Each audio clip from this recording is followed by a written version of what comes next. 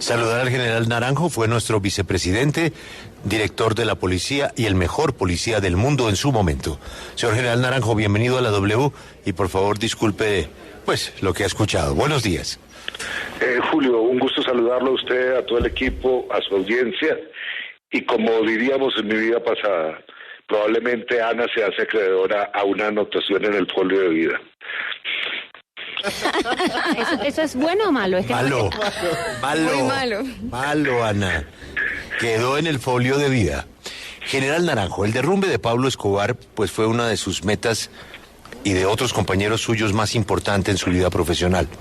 Pero antes de algún detalle, porque no queremos dañar el libro que se presenta hoy, repito, al final de la tarde en el Gimnasio Moderno, yo quisiera que me explicara una curiosidad. ¿Cómo hace uno para aguantarse 30 años teniendo las actas que solo tenía usted? ¿Cómo logró 30 años no dejarse provocar para haberlas publicado antes? La verdad, Julio, es que, digamos, escribir sobre narcotráfico y estos personajes que han hecho tanto daño no es algo que a un policía le llame la atención. Y debo confesar que este libro es muy el resultado de una iniciativa de Planeta a través de Edgar Telles, que fue realmente la persona que me convenció de escribir el libro. Y por otro lado, a la hora de escribirlo, pues tomé la decisión de que si escribía las horas finales, los meses finales de Pablo Escobar y su derrumbe, me ocuparía particularmente de hacer una exaltación a los policías en todos los grados, desde generales hasta policías muy anónimos que entregaron su vida por esa causa. Pero debo decir que conservando, digamos, esa especie de diario, de actas semanales, de informes semanales que presentábamos al alto mando, si eventualmente o periódicamente mejor le daba una visita a ese documento y leía, porque me parece que a pesar de tanto tiempo que ha pasado, hay cosas que se siguen repitiendo de manera muy calcada a lo que vivimos en esos años. General, usted que vivió todo ese proceso por dentro, que tiene las actas secretas, ¿recuerda cuál fue el momento en el que ustedes se dieron cuenta que sí era posible encontrar a Pablo Escobar? Pues la verdad, a esa conclusión se llega después de haber tenido que enfrentar por lo menos en 2 oportunidades lo que fue la más grave crisis del bloque de búsqueda en relación con la confianza de la ciudadanía alrededor de las capacidades institucionales. Comenzando el año 92, habían pasado 5 meses de la fuga de Pablo Escobar, había una expectativa grande de que se capturara y no se había capturado, y por el contrario, el 92 inicia con una campaña terrorista realmente indiscriminada, produciendo cientos de víctimas a través de carros bombas. Fue un momento muy crítico. Y como ese se vivieron otros, pero ya al final, como en septiembre de el año en que muere Pablo Escobar, antes de ese 2 de diciembre del 93, sí se notaba ya que no solamente había una erosión que había degradado la capacidad del cartel, sino que había ya comienzos de un derrumbe de esa organización y en la propia mentalidad de Pablo Escobar. Pablo Escobar todo el tiempo en su vida criminal hizo gala de serenidad, era básicamente un calculador radical que tomaba decisiones radicales sobre su premisa plata o plomo, y ya en septiembre se empieza a notar a un Pablo Escobar que de distintas maneras expresaba privada o públicamente en comunicados que era irascible, reactivo, rabioso, y que decíamos bajo la óptica, digamos, de un criminólogo, cuando hay rabia, esa rabia enmascara un miedo. Y la verdad es que la violencia es resultado de un miedo que se incuba, se produce rabia y luego está el acto criminal violento. Pues Pablo Escobar dejó ver que tenía rabia y por lo tanto concluimos que por primera vez estaba sintiendo miedo. General, la tecnología de esa época evidentemente pues no era la de ahora. El libro, ¿cómo aborda las técnicas y estrategias que usaron ustedes en esa época para hallar a Escobar? Bueno, la verdad el mérito de esa operación, que debo decir es una operación de localización tremendamente limpia en términos de inteligencia, lo tiene el capitán Martínez. Capitán Martínez, que a su vez era el hijo del coronel Hugo Martínez Poveda, comandante del bloque de búsqueda. Tristemente los dos ya no están entre nosotros. El capitán murió en un accidente de tránsito hace ya años y mi general falleció de muerte natural hace poco tiempo. Pero yo diría que es una dupleta, es un binomio, es un par de amigos, de compañeros, de padre e hijo que hacen la diferencia, y la hace Martínez, que logró adaptar tecnología que se nos había transferido con equipos Thomson de Francia, equipos norteamericanos y algunos desarrollos nacionales, básicamente unos radiogoniómetros, es decir, trianguladores, que estaban en capacidad en operaciones muy complejas de identificar la emisión de una comunicación. Eso hoy se hace, como usted dice, de manera bastante simple. La tecnología ha avanzado muchísimo. Y en el caso particular de Medellín, para la época, triangular comunicaciones en Medellín suponía una dificultad adicional. El Valle de Aburrá está rodeado de cordilleras y la resonancia entre cordilleras produce una distorsión en localización. Pero el capitán Martínez superó eso, realmente después de 6 meses de trabajar muy intensamente, haciendo pruebas, haciendo ensayos y adaptando la tecnología disponible que se nos había donado. ¿Qué papel jugó el señor presidente Gaviria en la operación final para poder dar con el paradero de Pablo Escobar? Bueno, doctor Casas, digamos, especialmente para los jóvenes que no vivieron esa época, conviene recordar que el presidente Gaviria llega a ser elegido presidente después de la más grande tragedia política, después de Gaitán, que hemos vivido, que fue el asesinato de Luis Carlos Galán. Cuando el presidente llega, hay un Estado frágil, hay una prepotencia del cartel de Medellín, hay apuestas desde la academia internacional, desde centros de pensamiento, que el país estaba próximo a transitar a una especie de Estado fallido.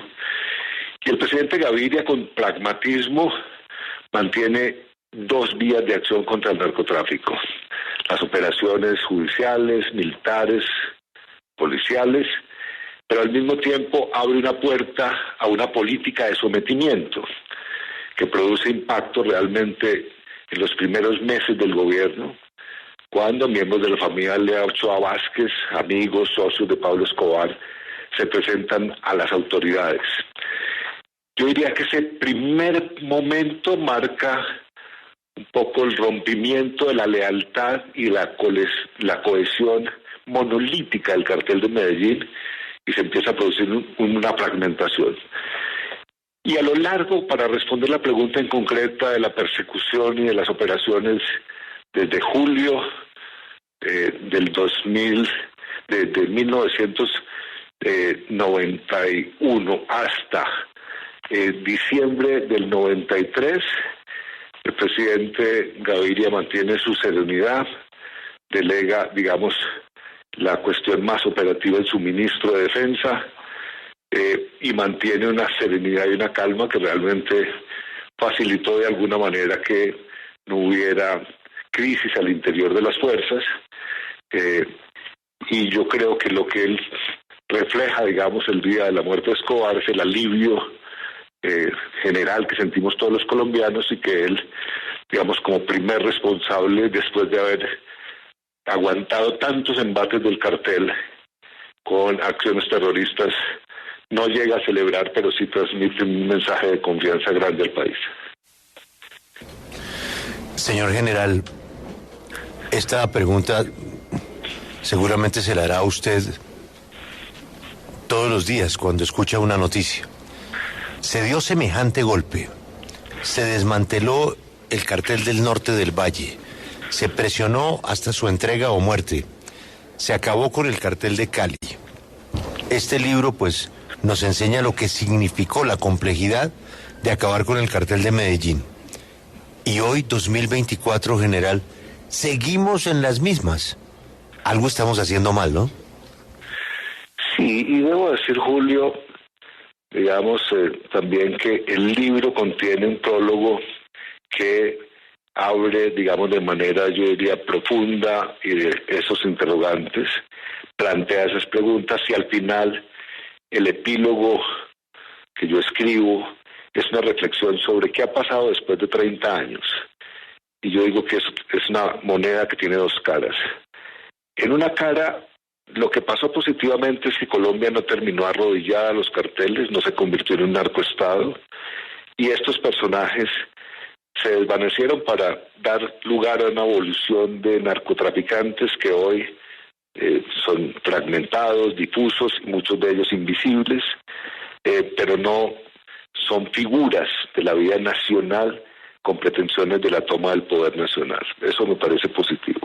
La otra cara de la moneda es que después de 60, 70 años de política prohibicionista, ha crecido la producción de drogas, ha crecido el consumo, han crecido las muertes asociadas a sobredosis de drogas, ha crecido la violencia asociada al narcotráfico, ha crecido la corrupción, y en los últimos 10 años, no solamente en Colombia, sino en América Latina, ha empezado a crecer la ingobernabilidad democrática en microterritorios donde bandas armadas, grupos criminales tratan de ejercer gobernanza criminal.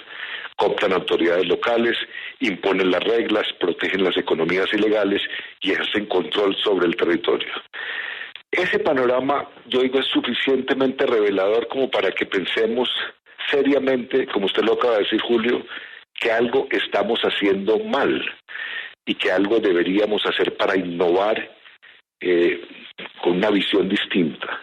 Y sobre ese particular, yo quisiera destacar, digamos, Julio, de que usted me da esta oportunidad, lo siguiente: por primera vez en un documento de cooperación de lucha antidrogas entre Colombia y Estados Unidos, el gobierno americano introduce el término holístico cuando dice que hay que darle un tratamiento a este problema con una proyección holística, es decir, mucho más integral, mucho más inclusiva, mucho más profunda, que considere, en mi opinión, las distintas áreas de esto: los derechos humanos, la salud pública, la economía, desde luego los temas de crimen y la gobernabilidad democrática.